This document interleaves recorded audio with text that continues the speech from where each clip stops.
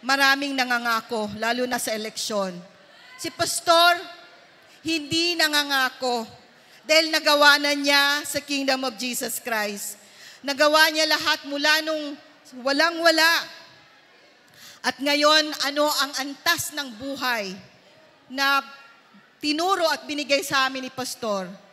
Yung first world o yung buhay, hindi siya tinatawag na mayaman, pero yung maayos na pumumuhay, yun ang naibigay ni Pastor sa amin. Kaya binababa niya ang level.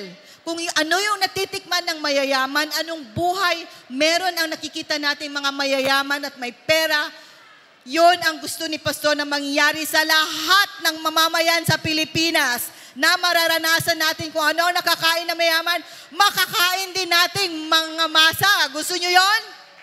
Walang disparity, walang magdi-divide, walang talaga, hindi tayo mahirap, sila mayaman.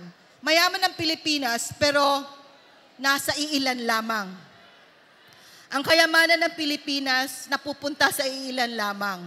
Pero si Pastor, ang gusto niyang mangyari, kung nasaan ang pera ng bayan para sa bayan, ibabalik niya sa lahat ng mamamayan. Kung bigyan natin ng pagkakataon si Pastor Apollo C. Quiboloy, hindi siya mangangako, gagawin niya.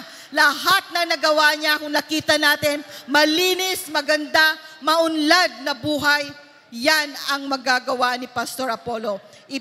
Ang mga panukala niya na isusulong ay para sa ikabubuti ng bayan, para sa ikabubuti ng Pilipinas.